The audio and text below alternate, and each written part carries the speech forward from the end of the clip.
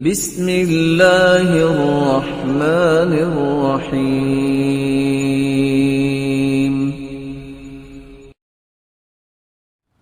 بدعت کس کو کہتے ہیں؟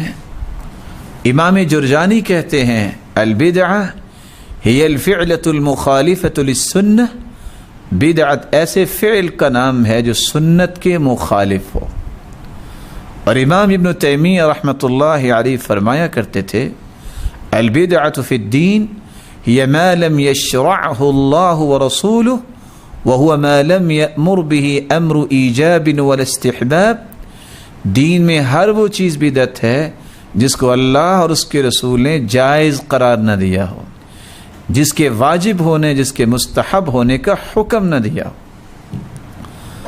اس لیے تو حسن بصری رحمۃ اللہ علیہ کہا کرتے تھے لا يقبل اللہ صاحب بدعۃ صوما ولا صلاة ولا حجا ولا عمرة حتى يدعها، بدعتی انسان کی نہ نماز قبول ہوتی ہے، نہ روزہ قبول ہوتا ہے، نہ حج عمرہ قبول ہوتا ہے جب تک وہ بدعت کو چھوڑ نہیں دیتا۔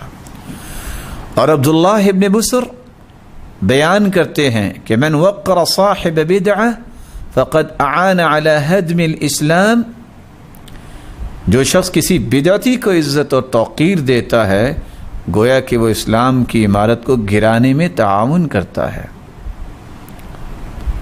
اور فضیل ابن عیاض رحمہ اللہ تعالی فرمایا کرتے تھے من وقر صاحب بدعہ اورثہ اللہ تبارک و تعالی العما قبل موتہ، جو شخص کسی بدعتی کو عزت و توقیر دیتا ہے اللہ ذوالجلال حقیقی موت سے پہلے اسے اندھا کر دیتے ہیں۔ اس لیے رسول اللہ صلی اللہ علیہ وآلہ وسلم نے فرمایا تھا کہ جو بدعتی کو جگہ دیتا ہے اس پر بھی لعنت ہے۔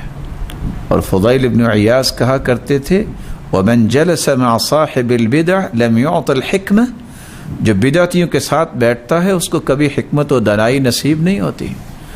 اور وہ کہا کرتے تھے وَأَحَبُّ أَن يَكُونَ بَيْنِي وَبَيْنَ صَاحِبِ بِدْعَةٍ حِصْنٌ مِّنْ حَدِيدٍ، میں تو چاہتا ہوں کہ میرے اور بدعتی شخص کے درمیان کوئی لوہے کا قلعہ ہو، وہ مجھ تک پہنچ نہ سکے، میں اس کے قریب نہ جا سکوں۔